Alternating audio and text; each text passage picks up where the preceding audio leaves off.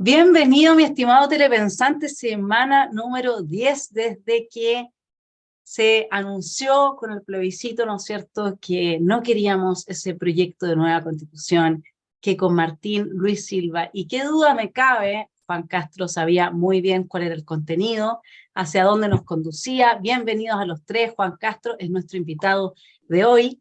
Él es senador y está entonces en el epicentro del huracán. Muchas gracias por estar con nosotros. Bienvenidos. Hola Vanessa, muy buenos días. Gracias a ustedes por invitarme, a Luis, a Martín. Un gusto, senador. Estamos en la semana 10 y de lo que se está hablando ahora es de este comité técnico de admisibilidad que sería integrado por un número cabalístico de 14 personas, yo no sé por qué 14, no 15, 20, 16, bueno, no sé cómo habrán llegado a ese número. Espero que no haya sido consultando los oráculos, porque hasta ahora les ha resultado mal. ¿Cómo ves, Juan, este proceso, esta propuesta? ¿Va siendo más viable, va siendo más razonable, o por el contrario se va complicando todo mucho más, haciendo que la ciudadanía se desconecte de un proceso que parece ya demasiado este fetiche que se usa, ¿no?, de la cocina?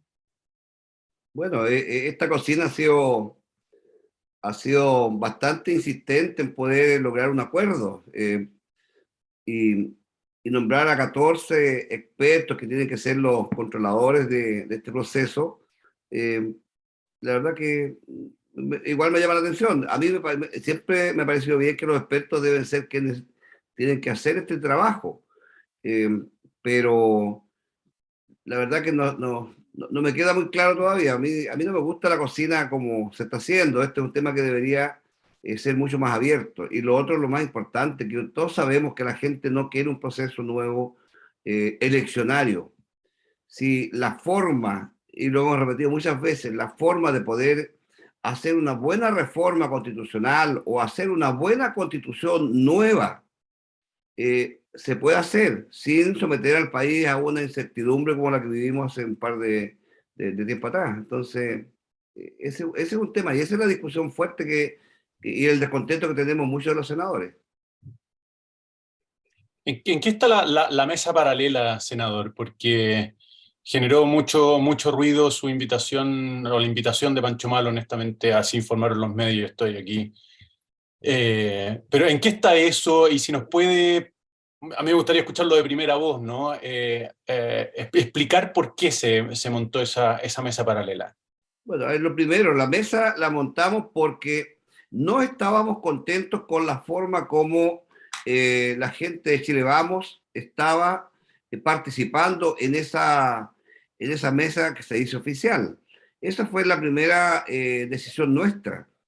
Eh, Seguimos nosotros trabajando, obviamente que no tenemos la fuerza, a lo mejor por los medios, como tiene esa mesa dicha oficial, porque han tratado de una u otra forma de bajarnos nuestro trabajo. Pero sí nosotros seguimos conversando con personas, estamos haciendo un informe, estamos, ya vemos, escuchando a diferentes organizaciones, nos falta todavía escuchar algunas organizaciones que son de regiones. Hemos escuchado del orden de unas 70, digo yo, organizaciones que han participado con nosotros, pero sí hay regiones que quieren participar y quieren comentar cuál es la posición de ellos. Entonces, mira, yo ya, de acuerdo a todo lo que hemos escuchado, tenemos una opinión muy clara, pero esperamos que esta mesa que se dice oficial tenga la capacidad también de escuchar nuestra propuesta y nuestra posición. Oiga, senador, buenos días. Mi vecino me decía, porque de Maule yo de Ñuble, así que estamos muy bien, regiones muy parecidas. Yo le quería preguntar lo siguiente, porque efectivamente yo coincido con usted que efectivamente esta mesa que hoy día lleva el Congreso, digamos, es bien extraoficial también, digamos, porque es poco institucional, no es una discusión con cómo debería ser con la formalidad y en el fondo en un espacio donde todos saben lo que se opina, ¿no? Es una cosa bastante cerrada, como decía ahí la cocina famosa que se le dice. Y ustedes optan por hacer otra mesa, digamos. Yo creo que es tan válida como la otra, claramente quizás no hay tantos parlamentarios, pero en fin. En lo que sí coincido con usted en esto es que me parece que la mayoría de los políticos que participan en esta mesa más oficial, digamos, de los parlamentarios, tiene algo de lejanía con la realidad. ¿Ah? Porque uno camina por la calle, y yo usted lo he visto mucho en este discurso, de que la gente no está ni ahí con hacer otro proceso constituyente, está más preocupada de la seguridad, del tema económico, en fin. Y el tema de la constitución, bueno, lo que lo resuelvan los parlamentarios, que son a quienes se les paga para eso. ¿Existe, a su juicio, una disociación, una separación relevante entre el mundo político y la realidad, y cómo arreglamos eso, digamos? Que yo lo he visto un poco en esa línea usted. Mira, a ver, lo que hay que entender es lo siguiente, yo creo que la separación de la realidad con el mundo político, esa separación ya lleva muchos años, diría yo que hay una separación brutal en lo que significa el tener sintonía con la comunidad. Y yo me doy cuenta desde el momento que llego al Congreso, cuando empiezo a escuchar a diferentes senadores hablar de, de la comunidad, de las reuniones, y que la gente me dice, oye, lo que pasa es que en el Congreso tenemos una cantidad de mentiras, diría yo, en cierta medida, porque uno sabe cómo funciona, yo ya sé cómo funciona el Senado, y a veces los tiempos no te dan para estar en terreno. Si tú no vives en una zona, no puedes hablar de la comunidad, porque a mí no me cae ninguna duda que hay muchos senadores que viven en Santiago que nunca van a sus regiones. Y cuando van a sus regiones porque van a una actividad puntual que les permite una visibilidad por la televisión o por algún medio de comunicación. Pero eso no es conversar con la gente. Entonces, esa separación existe. Y lo otro que yo creo que esta mesa que se dice oficial, la validó la gente de Chile Vamos. Eso es lo que me duele, porque nosotros le pedimos al presidente de Renovación al día siguiente, después del plebiscito de salida, en el fondo el día 5 de septiembre, que él no participara en esta mesa. Se lo pedimos el día lunes a las 11 de la mañana, a las 5 de la tarde, el día martes a las 2 de la tarde se lo volvimos a pedir, y ya cuando eran las 4 de la tarde llegamos a sala y se desespera él por participar, porque tenía que ir él a esa reunión con el presidente. Creo que ahí fue el tremendo error de Francisco, y yo creo que Macaya también tiene la misma posición, una postura que no fue la que, y no es la que nosotros habríamos sentido que es lo que corresponde.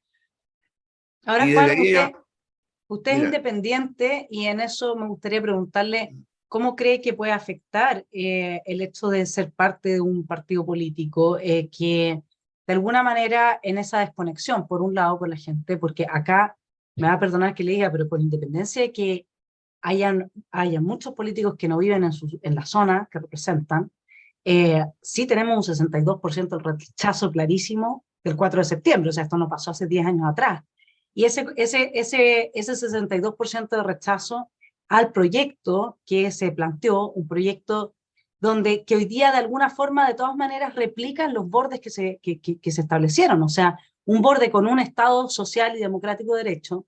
Si uno lo toma, usted sabe que yo no sé, yo tengo una formación académica y por lo tanto lo que yo hice fue ver, bueno, ¿qué es lo que es un Estado social y democrático de derecho? ¿Cuáles son, digamos, entonces las ideas que se promueven en ese contexto y quiénes son los autores de esas ideas? Y si usted se va a ver esos derechos garantistas, Luigi Ferrajoli es el marxismo instalado desde la visión de que es el juez el que tiene que ahora hacer justicia y no la política pública diseñada por los políticos. Entonces hay una inversión en los poderes, etcétera. Implica toda una serie de cosas que yo creo que los políticos se quedaron con un título, que no han ido al fondo y que la gente no quiere ese tipo de Chile que se le ofreció. Entonces la pregunta es, ¿en qué medida el ser parte de un partido, el tener que aparecer, ¿no es cierto?, en los medios de prensa, el no quedarse fuera del juego, una cosa más de ego, está jugando en contra de la posibilidad de representar realmente a ese 62% que habrá tenido muchas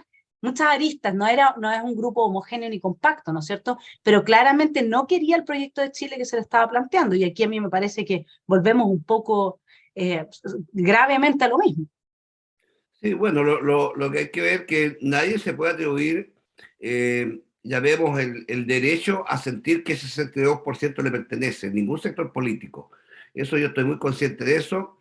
Y qué es lo que yo veo que la gente, llamemos los dirigentes de Chile Vamos, ellos saben, mira, ellos saben perfectamente que sus bases no les apoyan. Lo que yo no puedo entender, y ese es un tema que me cuesta entender, ¿qué hay detrás de esta necesidad de firmar un acuerdo? Si veníamos saliendo de una incertidumbre tan grande como país, y hoy día tener un sentido de ir otra vez a que el país siga viviendo esa incertidumbre, a mí me cuesta entender, pero también me cuesta entender que hay algo más, que hay un ofrecimiento mayor, que a nuestros dirigentes les ofrecen algo económico o algún poder, algún cargo en algún servicio del Estado o un servicio internacional. Porque no me cabe, mira, no me cabe a mí de que personas como nuestros, llamemos, presidentes de partidos de Chile Vamos, tengan tanto apuro o tanta urgencia o tanta necesidad de firmar este acuerdo, sabiendo lo complejo que es para el país, el daño grande que se le hace al país. ¿Ya? Pero yo he escuchado a varios conversar que es muy importante poder tener una constitución firmada por Boris para cortar llamemos, este relato que tiene la izquierda, porque dicen, oye, que estos cabros son jóvenes y a lo mejor en 5 años más van a estar otra vez con el mismo proceso. Yo, la verdad que esa parte me cuesta entender, porque una constitución trabajada por expertos en el Congreso sin someter al país a una incertidumbre,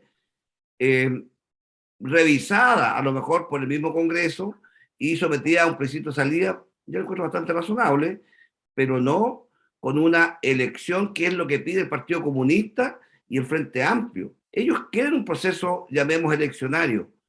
Y ese es el tema. Y yo se lo planteo que no son los tiempos.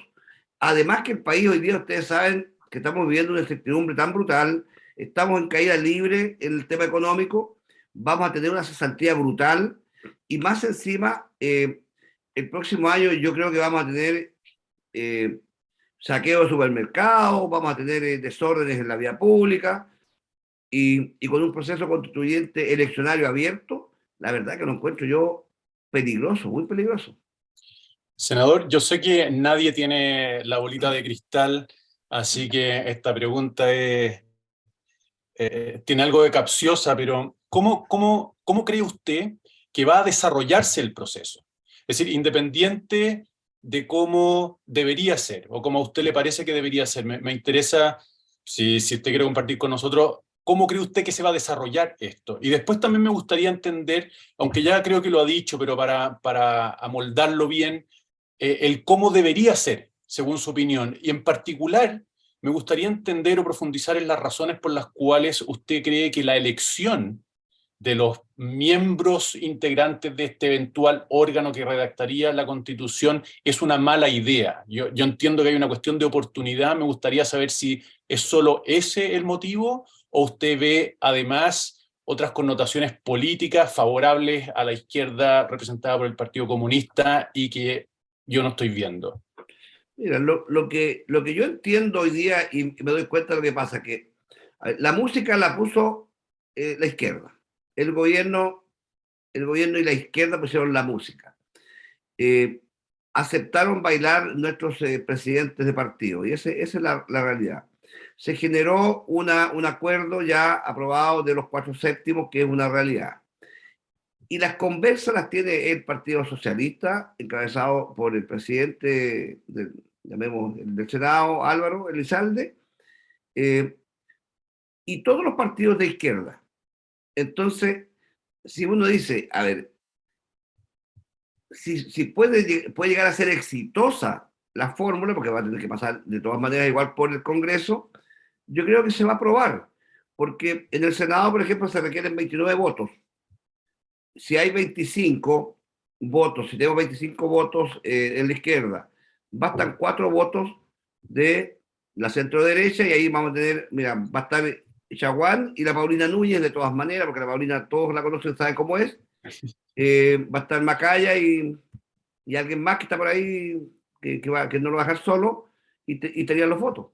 Entonces, yo siento que eso sí se va a aprobar. Nosotros en la bancada de Renovación, yo creo que hay varios senadores que estamos en desacuerdo, pero es ahí donde uno dice, pero si son senadores y no sacan la voz, no critican la forma de trabajar de Francisco, eso me preocupa, porque al final se dejan llevar después por estas mayorías que son, llamemos, que se hacen notar como mayoría y ellos también se suman. Jamás se van a restar. Pero también a mí me llama la atención de lo siguiente. A ver, se supone que cuando se generó llamemos el proceso del rechazo y el apruebo, toda esta discusión, los gremios, aquí hay gremios que son importantes, donde está Juan Sutil, estaba este chico Suet. A ver, ellos también me da la impresión que hoy día como que también están de acuerdo en iniciar un proceso constituyente nuevo. Hay una niña de apellido Avilés, que es la que tengo entendido que es pariente de los Goldman, de los supermercados Goldman, y me da la impresión que ella también, me da la impresión, por lo que yo he escuchado, ella ha aportado recursos para estos procesos, y me da la impresión que hoy día está aportando muchos recursos para este proceso, para continuar el proceso, porque seguramente ellos sienten de que con el proceso abierto vamos a tener un país en tranquilidad y no vamos a tener estallido social y no vamos a tener, llamemos, desorden o intervenir en los supermercados, hacer destrozos y todo eso. Y yo creo que están muy equivocados. Entonces, me llama la atención a mí también que, como digo, que la clase empresarial no digan nada, porque yo creo que ellos deben tener también una opinión, una postura, porque son actores relevantes del país y que de una u otra forma ellos necesitan tener la tranquilidad de un país para poder seguir creciendo, que todo lo que a todos nos interesa, que las fuentes laborales se continúen, que el país siga creciendo, que se consolide el desarrollo del país, que hoy día sabemos que estamos creciendo en negativo. Respecto a las elecciones, senador, perdone, pero quería saber si el motivo por el cual usted cree que es una mala idea es solo de oportunidad, es decir, el país está cansado de votar, o también ve que es una fórmula que beneficia o beneficiaría más a la izquierda que a la derecha. Yo creo que esto beneficia más a la izquierda, porque el Partido Comunista ha sido un actor muy importante en estas decisiones. Mira lo que pasa el Partido Comunista y toda la izquierda de gobierno, a ellos son los más interesados en un proceso eleccionario. Vámonos después se suba a Buen Chumilla. Buen Chumilla es un actor que yo encuentro con un hombre muy inteligente, muy capaz, que de muy buena fundamentación, pero es de izquierda y es duro, de izquierda dura. Entonces, él negociando, entonces, imagínate, a las personas que tienes negociando tú por el lado de la izquierda, versus quienes están hoy día por la centro derecha, que tenía Chalper y Ramírez, que son diputados, sin ninguna duda son personas bien inteligentes, pero tenía dos camiones grandes por el otro lado, que son los que están marcando la pauta. Entonces, eso es una cosa que no me gusta. Mira, y la elección de estos 14, si bien es cierto, fue una propuesta que yo también hice, y se la hice en algún momento. Yo dije, ¿por qué no hacemos una nueva constitución con las fuerzas representativas que tenemos en el Congreso? Nosotros como senadores, no sé, cada 2 senadores elegimos a un representante y cada 5 diputados eligen a uno. Y llegamos como a 60, creo, alrededor de 66, si no me equivoco. Ellos trabajan una nueva propuesta en la cual tenemos 2 caminos: la validamos directamente con un plebiscito de salida, o la validamos primero en el Congreso y después la llevamos a un plebiscito de salida. Que yo encontraba que era posible porque tenemos expertos, especialistas en diferentes universidades a lo largo de todo el país, y creo que si lo elegimos nosotros, de acuerdo a las fuerzas que tengamos de representación en el Parlamento, en el Congreso, era bastante razonable. ¿Y quién va a poder cuestionar la participación de expertos? Pero ahí aparecen los otros que les parecía mucho la idea, de que hay muchos expertos que son de partidos políticos, son ideologizados y van a generar una constitución a lo mejor también muy cargada a un sector político. Mira, son visiones que se tienen, que yo no las comparto porque yo siento que cuando un especialista, una persona que tiene todo el conocimiento y se va a enfrentar con otro similar, un par similar, por mucha ideología que tenga, las cosas se tienen que hacer pensando en el país, no pensando en su condición política. Y ese es un tema que no lo he querido entender. Yo siento que no estoy equivocado en el sentido de los especialistas, los expertos, gente capaz, porque se dice también, oye, que hubieron muchos especialistas en la convención que se hizo. Sí, pues habían varios, pero no eran especialistas, eran abogados, y eso no les da la condición de especialista. Y esa es la diferencia que yo les hago notar, pero como la mayoría son las que empiezan a prevalecer, y los partidos, los presidentes de los partidos son los que toman decisiones, muchas veces por el cargo que tienen, estamos metidos en este zapato chino que a mí no me parece justo. Oiga, senador, yo le tenía otra pregunta capciosa, así como el profe Silva. Es lo siguiente, el rol de los partidos políticos y cómo lo ve para adelante, ¿en qué sentido? Que ya conversamos, ¿no es cierto?, que hay una cierta disociación de la calle o la realidad con las propuestas que se hacen. Desde mi punto de vista también hay una cierta lejanía de los principios, los valores, o lo que intelectualmente es mejor para el país, que a veces no coincide con la calle, pero en este caso también, sobre lo que se propone y lo que es bueno para el país, tampoco estamos en otro carril. Y bueno, usted decía que no entiende los incentivos de por qué ciertos personeros de ciertos partidos de centro derecha proponen ciertas cosas. Es poco entendible y desde mi punto de vista coincido con usted. Habría que avisarles que los que perdieron fueron los del gobierno y que ellos se enteren que ellos están en un sector que en teoría ganaron, pero parece que no se dan cuenta. Entonces, en ese sentido, yo lo veía a usted en la mesa en la cual usted participa, esta mesa paralela, donde, chuta, ahí está más el partido de la gente, algunas personas del Partido Republicano, no estaba por ahí Chile Vamos, digamos. Salió un reportaje ayer en la Tercera que decía que ya en los primeros cálculos electorales que hay, los grandes ganadores, si se eligen constituyente ahora sería el Partido Republicano, el Partido de la Gente, bueno, y Frente Amplio y Partido Comunista, si no Chile Vamos. Entonces, usted que es un senador de centro derecha, ¿cómo ve el futuro de estos partidos más de Chile Vamos, digamos, si se siguen enfrascando en esta discusión, comprándose esta música que está poniendo hoy día el bloque más oficialista? Y si puede también, bueno, ¿cómo ve al senador Castro de aquí para adelante? Porque el RN ya no lo quieren mucho, parece, le están quitando la silla, parece. Mira, lo que pasa, Martín, es lo siguiente. Los partidos políticos están viviendo una crisis tan brutal de administración, porque los partidos políticos se supone, y yo así lo entiendo, que son organizaciones que se unen para ver la mejor forma de administrar el Estado de Chile. Ese es el objetivo de un partido político. No es tener un partido político para poder conversar y ver qué está pasando con las noticias del día domingo. Y resulta que los partidos políticos no tienen ninguna planificación a futuro. Si los partidos políticos deberían estar pensando qué va a pasar con el país en 20 años más, 15 años más, qué medidas debemos tomar el día de hoy para que al país le vaya bien, porque el sentido de un partido político es administrar el Estado de Chile para que le vaya bien. Entonces, mira, los comités políticos de los partidos hay personas que no tienen no tienen ninguna importancia en sus decisiones. Yo te puedo decir que nosotros, yo fui candidato independiente por el Cupo de Renovación. Después me inscribí porque la verdad que sentí que había que inscribirse. Pero después sentí que había que renunciar porque en el fondo, porque alrededor de los partidos políticos es, mira, pura gente incompetente, gente que no tiene ninguna capacidad, pero les encanta tener la posibilidad de salir en televisión, hablar y sentir que ellos son actores importantes, en decisiones importantes. No tienen ninguna decisión. Si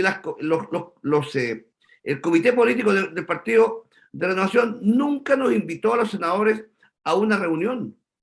En 4 años, nunca, en 5 años, nunca nos ha invitado a una reunión que digan, mire, estimados senadores, nuestro partido tiene esta proyección, esto estamos pensando nosotros que el partido debe defender.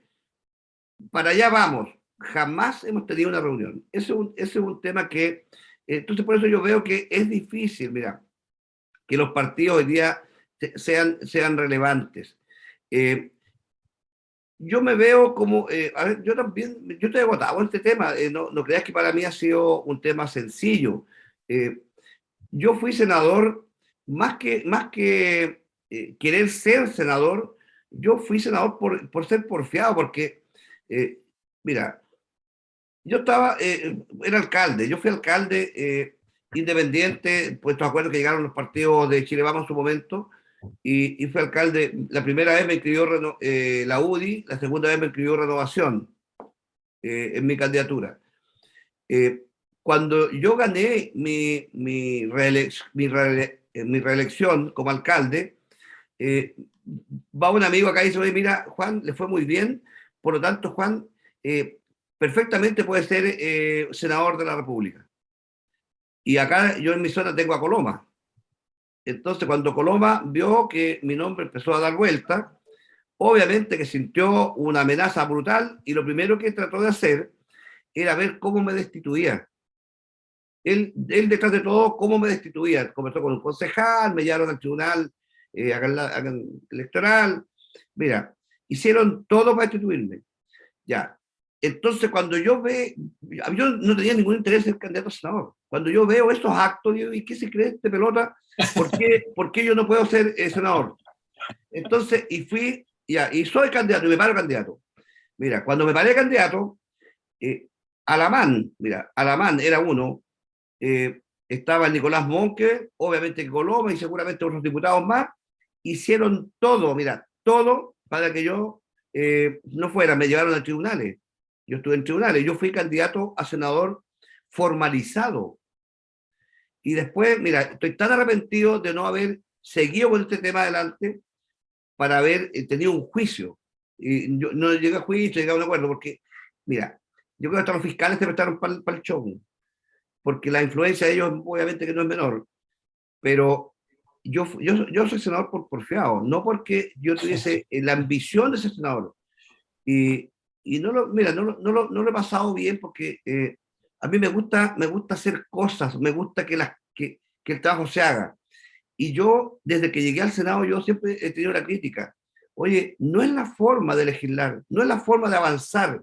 La burocracia, llamemos legislativa, es muy alta, muy fuerte. Y lo otro, oye, si ustedes revisan qué tenemos nosotros en votaciones, se dan cuenta que se nos pasan meses, y no quiero decir años, en discusiones de proyectos que no le generan ningún cambio de vida a las personas. No generamos ningún cambio. Entonces, mi forma de ver el Senado en su momento no es lo que yo veo el día de hoy. Yo siempre pensé que en el Senado se llegaban a acuerdos de izquierda a derecha pensando en el bien común. Siempre el bien común va a tener un punto de encuentro. No va a ser ni favorable a uno ni favorable al otro, pero siempre hay un punto de encuentro. Nunca se busca ese punto de encuentro. Entonces, como que la ideología va más allá de lo que significa el bien común de la sociedad. Y por eso no se avanzan en los proyectos. No hay proyectos que tengan relevancia. Hoy día tenemos una seguridad brutal, una falta de seguridad en el país. A nadie le importa. A nadie le importa. La migración que tenemos hoy día, a nadie le importa. Se trabajó un proyecto de migración que a lo mejor no es lo mejor, pero el presidente tampoco aplica la ley. Entonces tenemos una falta de pantalones en la administración del Estado brutal, en la clase política brutal.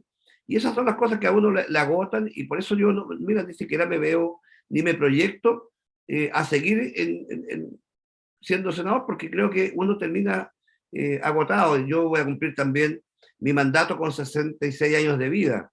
Si voy a una reelección, son 8 años, termino con 74. Entonces me pregunto a veces, ¿valdrá la pena sacrificar toda mi vida sabiendo que estoy avanzando poco como país? Esas son las preguntas que me hago. Ahora, Juan, una pregunta respecto, para representar un poco el supuesto 52% que dice la última academia, que piensa que hay que seguir avanzando con el proceso constituyente. Supongamos que existe ese 52%, porque ahí la pregunta es, ¿por qué se deja de lado la posibilidad de un nuevo plebiscito de entrada? Lo que, si nosotros nos tomáramos en serio el artículo 142, lo que tendríamos que hacer es, para ser, digamos, apegados al derecho, un nuevo plebiscito de entrada si ya queremos otro proceso, ¿no es cierto? Pero eso se está dejando de lado. Y la verdad es que hoy día cuando uno ve el 52% de la gente consultada por la academia dice que hay que seguir adelante con el proceso constituyente, yo también lo pongo en duda, porque nunca ninguna encuesta nos mostró que un 62% estaba por el rechazo, ¿no? Y eso es otro tremendo tema, porque de alguna manera estamos viviendo en una matrix. O sea, nosotros tomamos decisiones o nos hacemos una idea de que la sociedad quiere o piensa o busca tal o cual, porque es lo que está encuestado y da los mayores porcentajes, pero resulta que las encuestas una y otra vez, cuando se contrastan con las votaciones, muestran estar muy lejos de la realidad. O sea, aquí también hay un tema con el instrumento de medición que estamos usando. Entonces, lo que usted está contando de cómo funciona el Congreso, y de alguna manera en el poquito tiempo que yo estuve como concejal también lo pude ver, o sea, es una cosa que todo el aparato del Estado no funciona. Definitivamente el gran fracaso es el Estado, y de hecho Ignacio Briones sacó ayer antes de ayer un artículo mostrando cómo el tema de la desigualdad no tiene que ver con el mercado, porque en materia de mercado más o menos tenemos los mismos ingresos que tendría Finlandia, Alemania, Francia, etcétera, que el problema es que luego en la redistribución el Estado es esta caja negra, ¿no? En que se pierde mucho y no se avanza en políticas públicas. 700 programas tenemos, de los cuales muchos están absolutamente fracasados y se les pone más plata, etcétera. O sea, al final son programas de captura y clientelización política, que eso también lo sabemos y es otro problema que tenemos. ¿Usted cree que si nosotros llegásemos a tener una nueva y buena constitución, estoy ahora haciéndome la lesa como que los bordes no existen, supongamos que tuviésemos la posibilidad, ¿eso cambiaría esta descripción que acabas de hacer del Senado y de su operación y de la situación burocrática que impide que la política esté al servicio del bien común y de una mejora en la calidad de vida de la ciudadanía? ¿Una nueva constitución podría hacer cambios en este punto, en esta materia? Mira, no hay ninguna posibilidad de que cambie la forma de legislar una nueva constitución, porque son temas totalmente diferentes. Mira, una nueva constitución, a ver, si la pregunta que hay que hacerte es otra. ¿Qué tiene de malo la constitución que tenemos para cambiar? Esa es la pregunta que hay que hacerte. Cambiemos lo malo. Mira, yo creo que hay cosas que se pueden cambiar. A mí no me gustan los aprovechamientos de los más grandes o de las empresas grandes para aquellos más pequeños.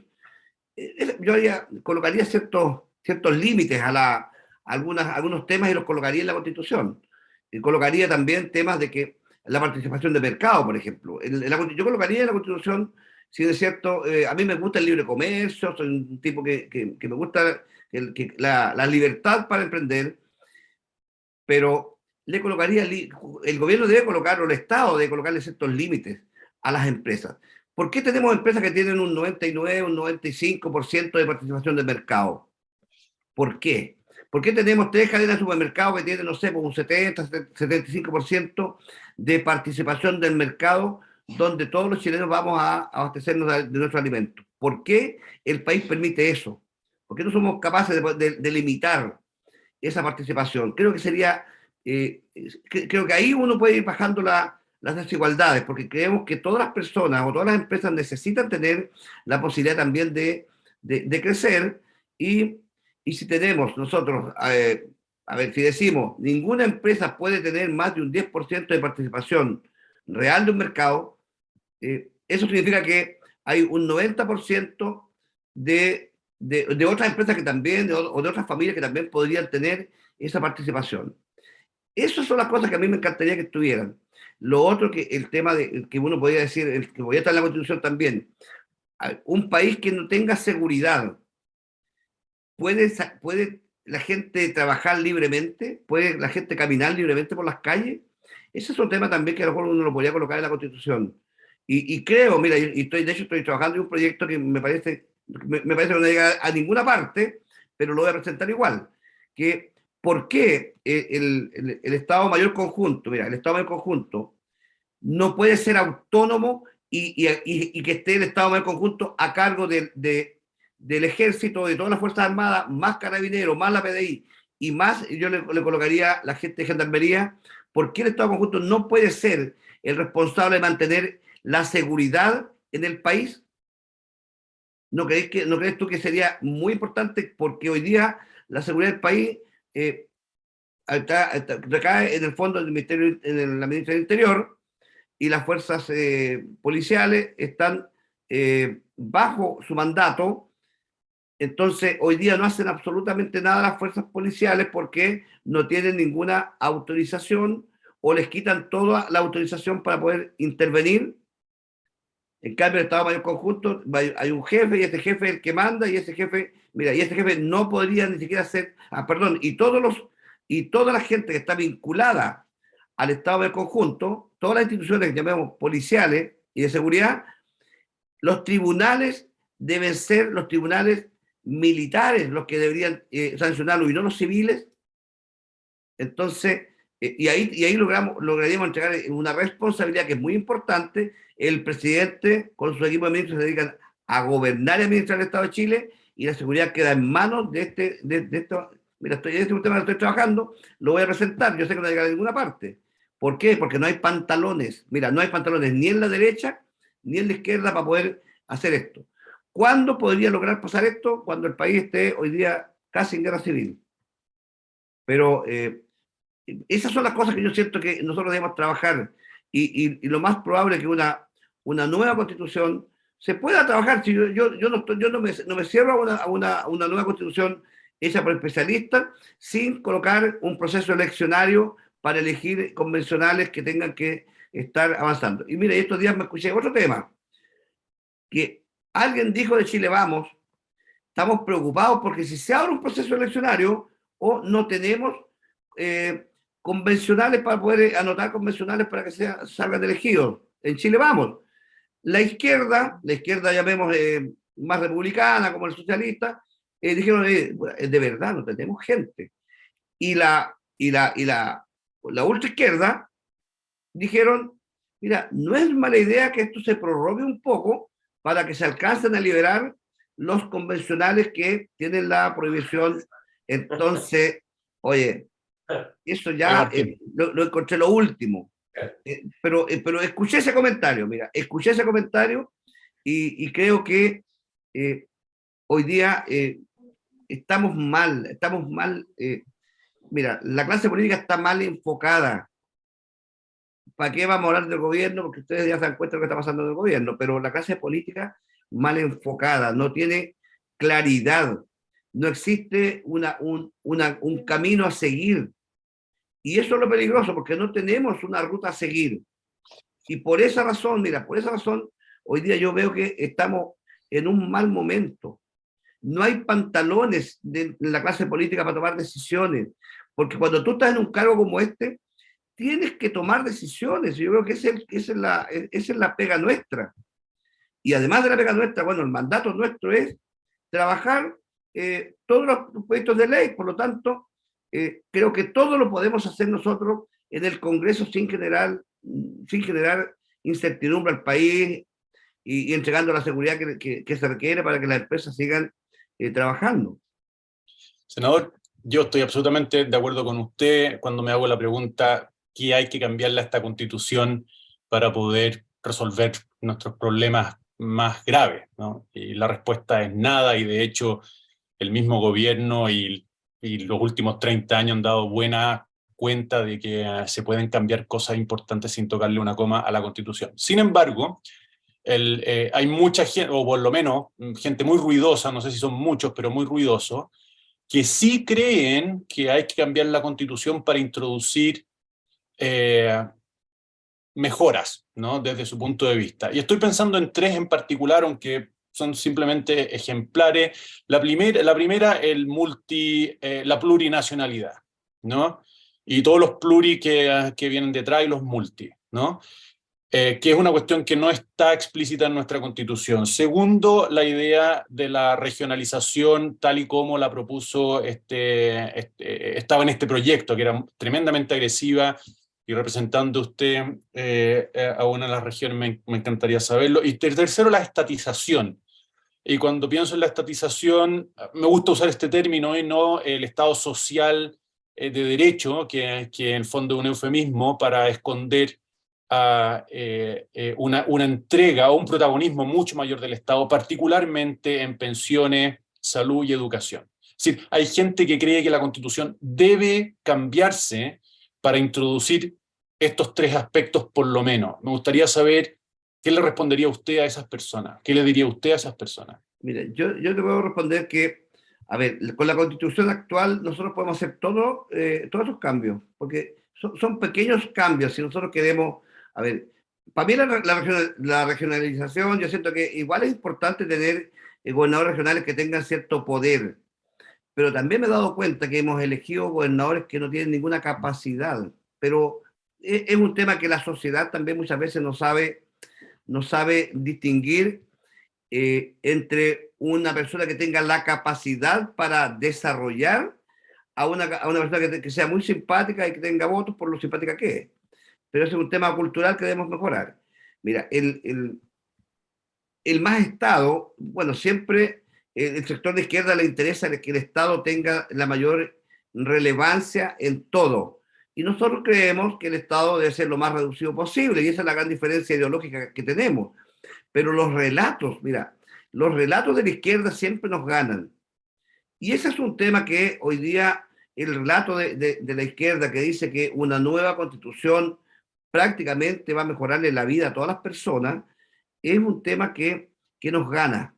Y eso la gente, yo creo que con este rechazo que tuvimos ahora en el plebiscito de salida, la gente sintió de que es importante tener este marco constitucional que tenga ciertos niveles llamemos, de resguardo, y, y que las libertades no se pueden perder.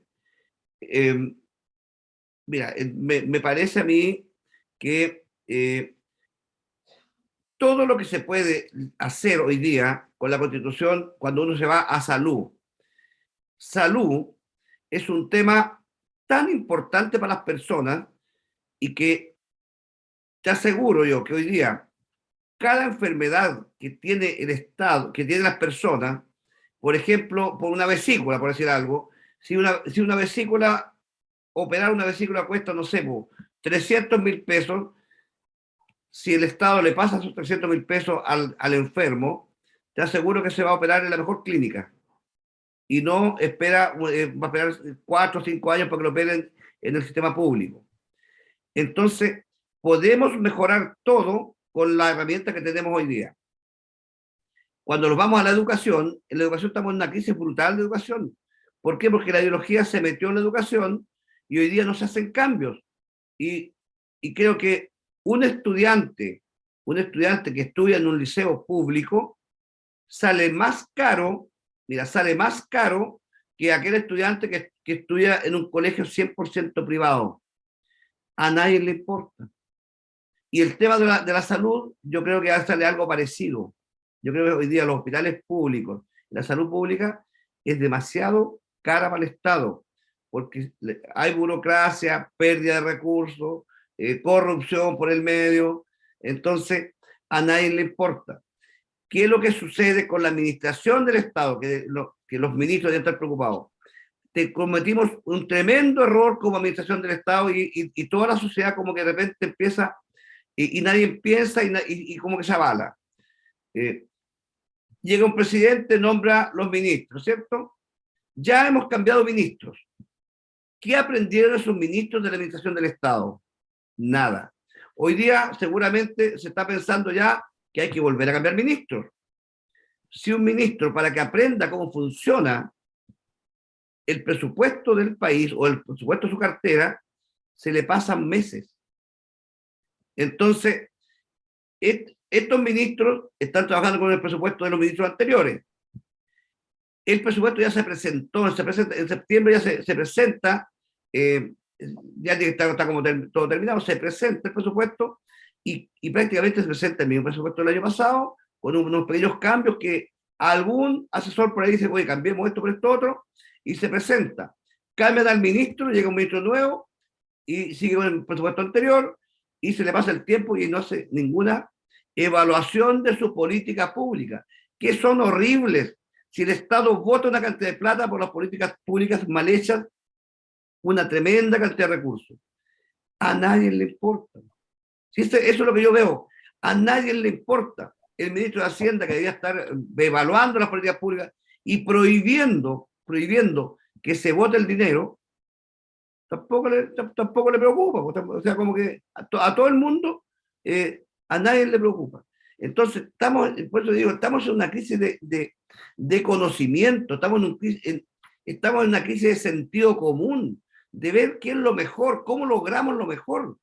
Yo siempre pensé que, como digo, cuando tú estabas en el Senado o en la Cámara de Diputados, estabas tratando de buscar lo mejor, cómo al país le va bien. Y eso no se da, no se ve, yo no lo percibo en ninguna parte. Cada uno vota como quiere. Mira, nosotros no tenemos ni siquiera una dirección. Llamemos, a veces nos ponemos de acuerdo, dice que esta ley es mala. Claro que es mala, sí, ya podemos en contra. Y estamos en contra, pero no existe, mira, no existe algo que debería estar un equipo de estudio que te esté diciendo ahí, mira, esto está malo, cambiémoslo, presentemos esto, conversemos. Cero, todo eso es cero. Por eso, mira, yo no sé dónde vamos a parar. A mí me duele que un país como Chile, que hace unos años atrás éramos admirados por toda Sudamérica y por el mundo entero, por no decirlo, y hoy día no estamos creciendo nada, estamos al nivel de Haití. Sí, eso es insólito. Y mira, y a nadie le importa. A nadie le importa. Y esas son las cosas que a mí me duelen porque, mire, yo no soy ningún genio. Yo me saqué la que estoy trabajando en mi vida desde muy pequeño y lo que logré, lo logré con mi esfuerzo, con mi trabajo, antes de meterme en política. Después que me metí en política, perdí una cantidad de recursos impresionantes que estuve a punto de quebrar mi empresa por producto de estar metido en política, por dejar un administrador que no supo administrar mis cosas. Pero me da una indignación cuando veo que no podemos hacer, no hacemos nada que le mejore la vida a las personas. Y todo esto, mira, todo lo que estamos viviendo hoy día, para mí es culpa de la clase política que llevaba muchos años enquistada ahí, que hicieron ellos una vida metidos en estos cargos. Si ningún cargo de esto debería ser, mira, los diputados, yo digo, una reelección llegan a 8 años, y los senadores deberían tener una sola elección.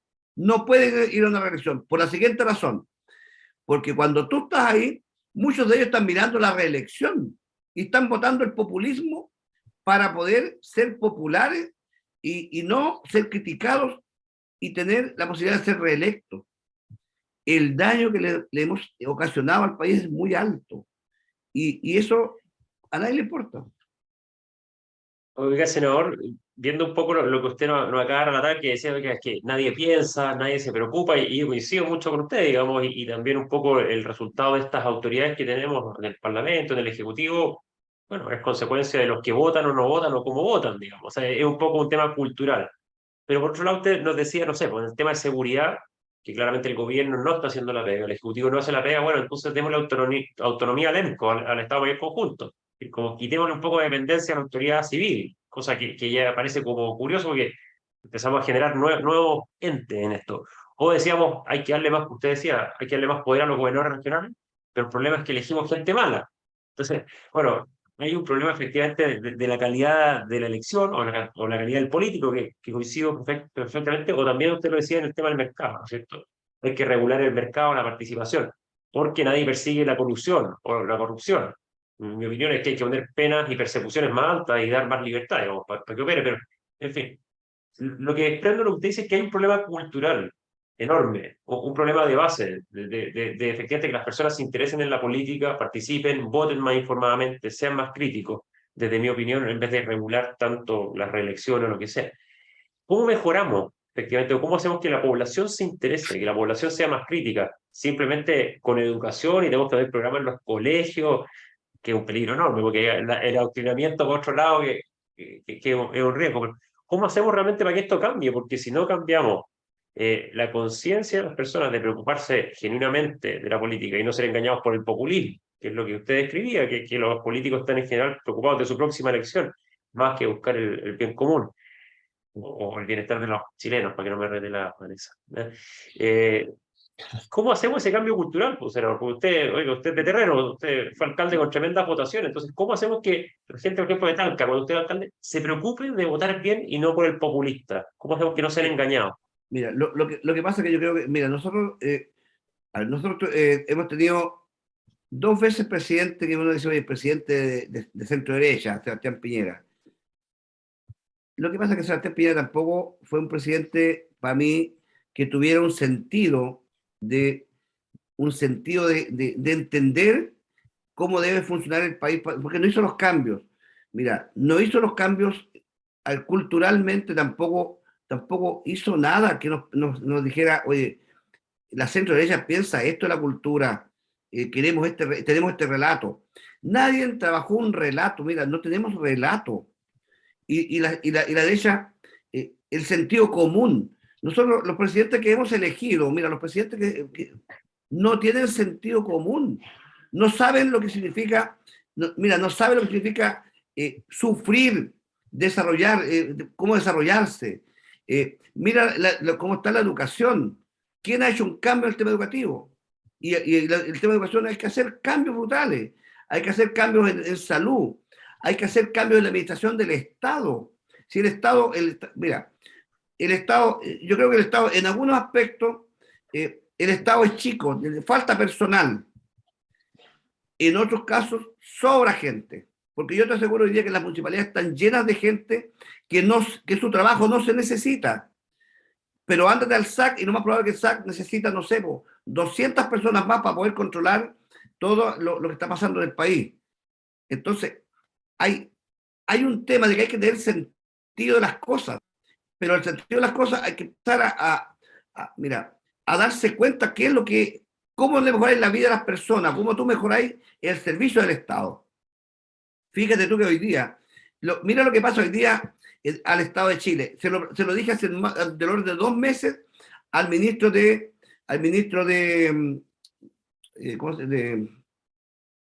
las empresas, de obras públicas. De obras públicas. Le dije, ministro, las empresas están abandonando todas las obras públicas porque no están rentabilizando y prefieren perder las boletas de garantía y no perder el dinero terminando la construcción, porque van a perder mucho más terminando la construcción, porque los materiales se fueron arriba, la mano de obra, no hay materiales, las multas. Entonces, abandonar una obra es más barata perdiendo la boleta de garantía. ¿Por qué no invita a la Contraloría, al ministro de Hacienda, y generan una ley corta y se nombre un equipo negociador para ir negociando las diferentes obras para suplementar los recursos, que eso es lo más barato para el Estado?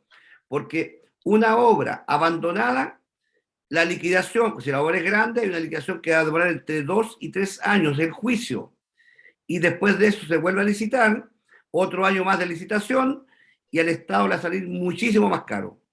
Lo estamos viendo, me dijo, no, si eso lo estamos viendo. Hoy día ustedes ven que hay varias empresas que ya han quebrado, porque el Estado, además que no pagan, no hay servicio. Entonces, la cantidad de obras abandonadas son muchas, las empresas quebradas, muchísimas. Y a nadie le importa, nadie hace nada. Vámonos a la otra parte hoy día, lo que pasa con el transporte marítimo y el transporte terrestre, la coordinación entre el SAC y aduanas, no existe coordinación. ¿Cuánto nos cuesta pagar hoy día nosotros un kilo de pan? Por falta de servicio del Estado, yo creo que estamos pagando 200 pesos por cada kilo de pan. Porque llega un barco, nos explicaron estos días en la comisión, yo formo parte de la Comisión de Agricultura, llega un barco, como no lo descargan, ese barco cobra entre 40.000 y 60.000 dólares por día. Y cuando está 20 días esperando que lo descarguen, ¿quién paga ese costo? El consumidor. Entonces, ¿Tenemos servicio del Estado? Tengo entendido que ahí el SAC ni siquiera tiene estas máquinas que son para poder revisar los containers sin tener que abrirlos. Entonces, y uno dice, ¿y a quién le importa? ¿Quién está preocupado de eso? Claro, lo que pasa, senador, perdone que lo interrumpa, pero ya a mí, harto tiempo estudiando también todas estas cosas, lo primero que se hizo en Chile fue acusar a todos los que le importaba la eficiencia y la eficacia de la gestión en la política pública de neoliberal. Entonces, cuando les pudieron poner la etiqueta de neoliberales, cualquiera que quisiera que fuese más eficaz la inversión, es que eres neoliberal. Y esto fue una pugna que se dio primero a nivel intelectual y luego fue bajando y fue gradando. Primero, la intención de trabajar en términos de gestión bajo los esquemas neoliberales de la eficacia y la eficiencia, porque fueron demonizados. Esto parte en la academia y es la lucha de fondo cultural que se ha instalado. Y segundo, el otro tema que nosotros tenemos hoy día muy importante es que todos los diagnósticos, usted lo dijo muy bien, usted dijo, bueno, aquí siempre nos ganan el relato. Los diagnósticos están capturados por la extrema izquierda. Y la extrema izquierda entonces dice, el problema es la calidad de la educación. Ahí salen los pingüinos y usted mismo acaba de decir que estamos pésimos en educación. Es que no es que no hayan habido cambios, senador. Es que si usted ve el Instituto Nacional, ahí se da cuenta que han habido cambios. Lo que pasa es que para peor, que eso es otra cosa. Y ahora quieren destruir los bicentenarios. Entonces, es sacar los patines. El ministro Aguirre. Esa es la ley. ¿Por qué? Porque entonces nuestro problema tiene que ver con la desigualdad, pero es que no es la desigualdad, porque si ellos quisieran arreglar el problema de la desigualdad, tendríamos una mejor gestión en el Estado, porque justamente como decía Briones, el problema que nosotros tenemos está en la redistribución que hace el Estado para que nosotros podamos disminuir la desigualdad. O sea, no les interesa la desigualdad tampoco. Esta es una cuestión del poder por el poder. Uno lo ve en todas estas minorías como las que adhieren a las ideologías, ¿no es cierto?, totalitarias, que nosotros hoy día tenemos lamentablemente una minoría así gobernándonos, y que no les interesa nada, ni que seamos más iguales, ni que estemos mejor educados, ni que salga adelante el Estado, por eso es que a nadie le importa. ¿Y cómo hacer que a la gente le importe? Bueno, estableciendo responsabilidades. Si se pierde la plata, se va preso, ¿no es cierto? Esa es la manera de hacer que a la gente le importe. Y nosotros, si usted viola la Constitución, como lo hicieron los parlamentarios con el tema de los retiros, yo no sé cómo votó usted, así que perdón si aquí, piso callo, pero violó la Constitución, entonces tiene que pagar un precio, digamos.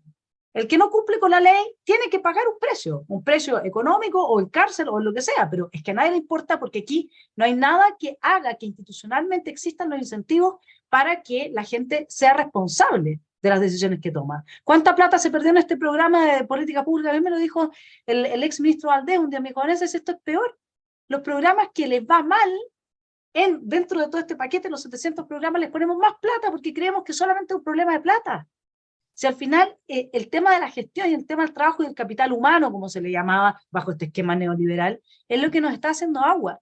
Entonces, a mí, esa frase que va a ser el título de esta muy buena conversación que hemos tenido con usted, a nadie le importa, es una frase que se puede resolver, y esa es mi propuesta, diseñando las instituciones de manera que haya un costo, para que a la gente le importe, para que a los políticos les importe, para que el burócrata que roba, para que el que se colude no termine con unas clases de ética, que, a menos que se las dé yo, porque ahí hubieran tenido pesadilla por muchos meses, unas clases de ética simplemente, ¿no es cierto?, en que les digan que tienen que ser buenas personas, y que no todo se trata de lucrar. Entonces, ese le diría yo que sería como un poco la tónica en la discusión institucional, establecer instituciones que sí, que efectivamente comporten una responsabilidad a quienes tienen cargos de representación y tienen poder político. Y por otra parte, el tema también me gustaría darle feedback ahí, el tema de por qué es tan importante para la extrema izquierda que existan elecciones y se elijan convencionales constituyentes. De nuevo, que se haga una nueva convención. La extrema izquierda, ¿cómo logra capturar los espacios de reflexión, los diagnósticos? El problema es la Constitución, el problema es la desigualdad, el problema es la calidad de la educación. Al final, todo lo echan a perder, lo hacen peor porque dicen que es el problema, pero lo que avanzan son otras cosas.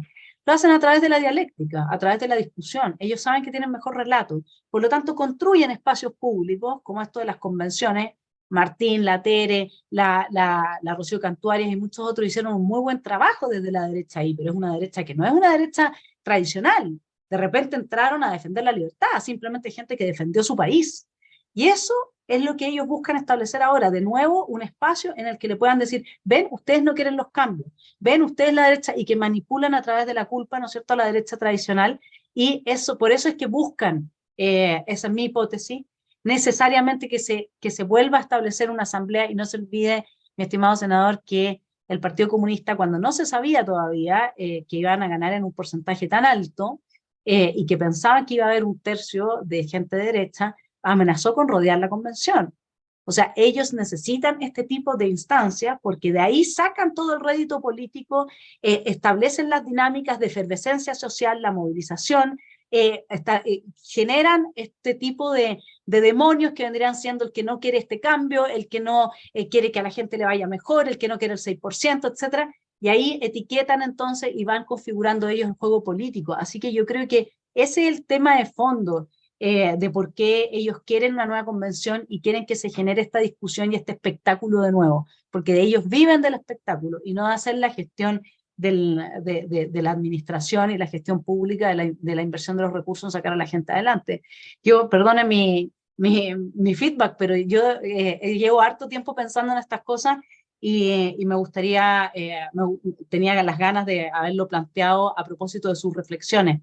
Así es que ese sería como el cierre un poco del programa, pero me gustaría dejarlo a ver si usted nos puede contar respecto del plebiscito de entrada. ¿Por qué se ha descartado 100% esto? ¿Por qué no está en ninguna discusión?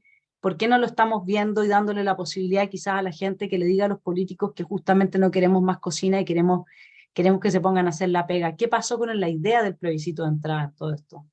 Mira, el plebiscito de entrada no se está, no se está considerando porque esta clase política que está cocinando este proceso, saben que lo más probable es que se pierda, o sea, que se rechace un nuevo proceso constituyente.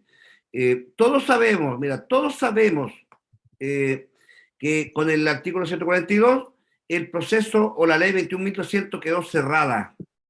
No hay nada que hacer ahí.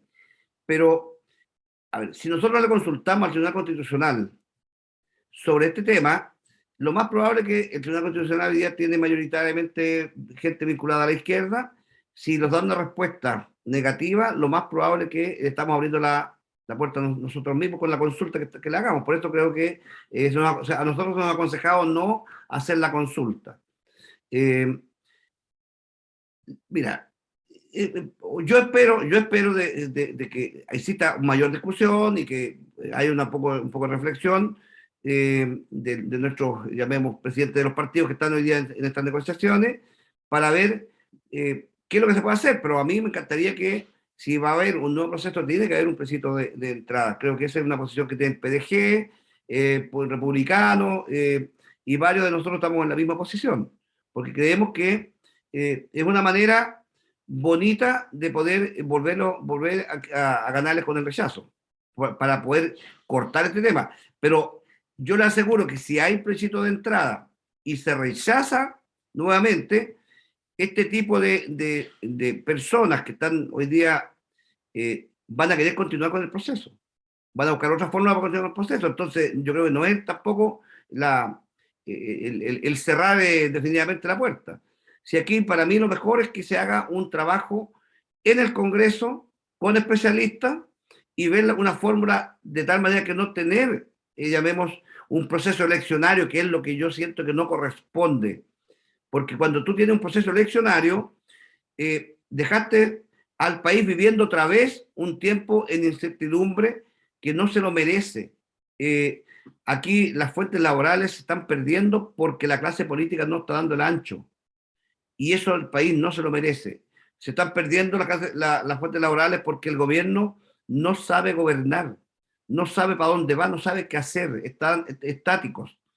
Entonces, estamos en un momento muy complejo, muy peligroso como país, y un proceso, llamemos, constituyente nuevo, abierto, no nos genera ninguna estabilidad.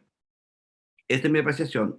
Lo otro, siguiendo el comentario que tú hiciste, Vanessa, yo creo que la centro derecha por muchos años, yo diría desde el gobierno de Elwin para adelante, la centro derecha fue cobarde, muy cobarde, porque la centro izquierda nos ganó un relato con el tema de los derechos humanos y todavía siguen con los derechos humanos, un tema que ya está mira, todavía siguen ellos con ese relato y muchas veces no hay muchas herramientas para poder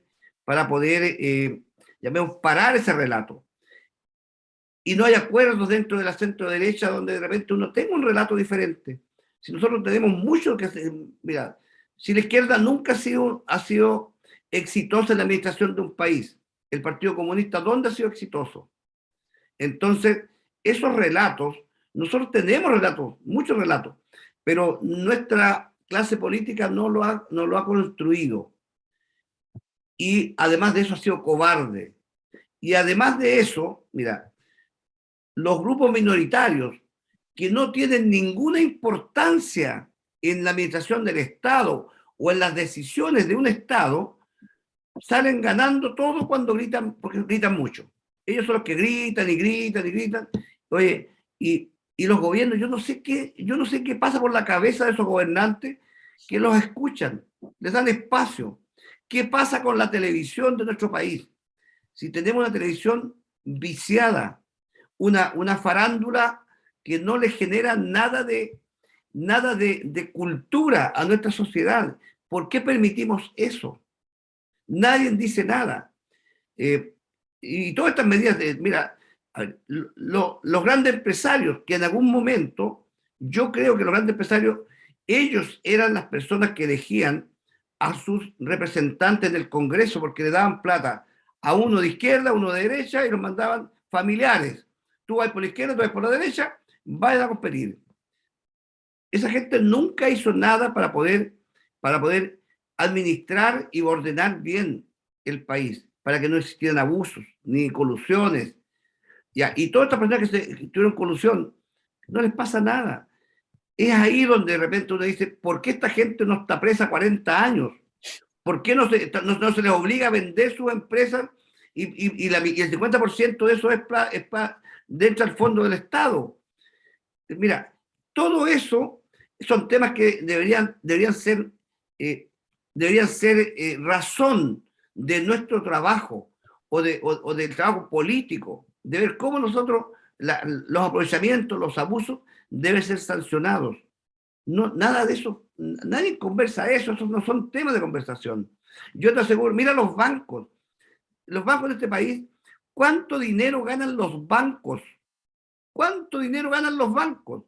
Yo muchos años atrás, conversaba con una empresa que hacía trabajo en Europa, en España, Francia, Inglaterra, y las empresas en esos países ni siquiera estaban interesadas en cobrar porque en el fondo ellos tenían una rentabilidad de un 6%, que era la rentabilidad que les permitían.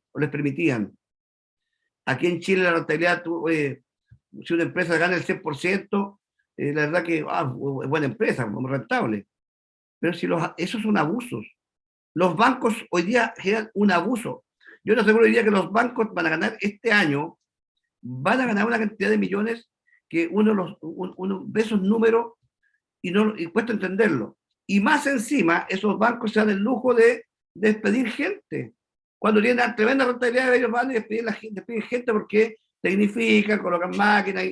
Entonces, esas son las cosas que uno dice, ¿cómo se permite todo eso? ¿Por qué? Porque seguramente nuestros gobernantes reciben algún cariño generoso y a nadie le importa. Por eso, y nuestra sociedad también, si elegir un presidente, cuando tú eliges un presidente, tú tienes que elegir un presidente que sea capaz de tomar decisiones. A lo mejor no tiene que decirla, porque algunos candidatos empiezan a decir antes lo que van a hacer, y obviamente que algunos se asustan, y por lo tanto los tildan de poco menos que fascistas.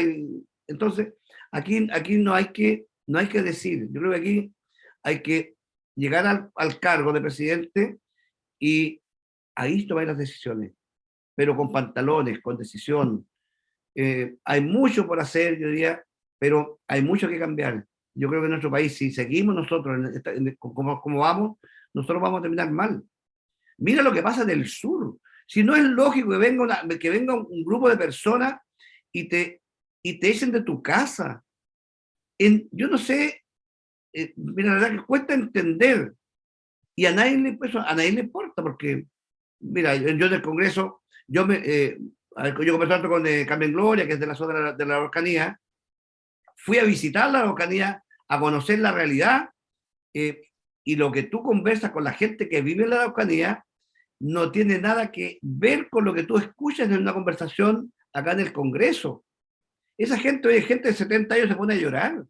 Gente que dice, oye, yo para cosechar trigo, tengo que dar al tiro, no sé, entregar 2 caminadas de mi trigo, entregársela a un grupo para que no me lo queme, para que me deje cosechar. Para explotar un bosque que era relativamente pequeño, 25, creo que eran 25 hectáreas, llegaron a pedirle 50 millones de pesos. Y dijo, tuve que negociar y les di 25, me dijo un caballero. Entonces, claro. eso, No, pasa, sí. mira, eso pasa en Chile. Sí, Si eso jamás yo me habría imaginado que en Chile pasa eso. Oye, para que el hombre pueda trabajar, tiene que estar pagando una extorsión. Sí, Juan, yo creo que al final la respuesta es hacer esta pega que está haciendo usted aquí. Le agradezco la venida al canal, hemos cumplido con nuestro tiempo, estamos esperando su proyecto de ley sobre el Estado Mayor y la posibilidad entonces de redistribuir la responsabilidad, y también entonces le va a quedar como tarea un proyecto de ley sobre la liberalización del sector bancario, porque ya nos dimos cuenta de que está muy consciente de que necesitamos más competencia en el sector bancario, ¿no es cierto? Chile tiene ahí un problema de fondo, así es que apenas tenga listos ambos proyectos, queda cordialmente invitado para volver al canal a explicarlos en profundidad y así darle a conocer de partida a los telepensantes, pero también a todos, porque la información que van saliendo en estos canales se va transmitiendo, y prueba de eso es que hemos podido dar esta pelea para que no ganara un proyecto de nueva constitución que destruía absolutamente nuestro país. Juan, muchas gracias por estar en Esfera Pública. Martín, Luis, muchas gracias. Nos vemos la próxima Yo no semana. no quiero despedirme sin no sacarnos una selfie, no sé si les importa. Por favor. Un segundo ahí. Listo. Yo nunca había estado con usted, senador, y me siento muy honrado. Se lo agradezco un montón. No, Muchas muchas gracias a ustedes por la invitación a conversar. La verdad que, mira, falta mucho conversar. A mí, la verdad que aquí falta mucho poder contarle a las personas lo que pasa en el Congreso. La gente cree que en el Congreso hay muchas conversaciones que son importantes y muchas veces no es así. Entonces, es bueno que se sepa. ¿Para qué? Para que la gente sepa elegir. Y ahí hay un tema, hay una lucha muy grande. Yo creo que en nuestra sociedad, bueno, con la votación que tuvimos, sentimos que hay un 62% de personas que pudiesen hacer un cambio de elección, un cambio de saber elegir. Es un tema complejo porque la ideología se mete por el medio también, pero mira, yo la verdad que no tengo la receta hoy día. Yo creo que aquí el saber elegir a sus representantes bien es un tema que yo creo que culturalmente debemos ir creciendo. Vamos entonces, mi estimado Juan, a quedar con el desafío de seguir profundizando en estos temas, y ojalá usted tenga entonces en un tiempo más el espacio para poder seguir viniendo a este canal. Queda cordialmente invitado. Muchas gracias a todos, un abrazo grande y que tengan muy buena semana. Listo. Adiós. Chao, que esté muy bien. Gracias. Muchas gracias.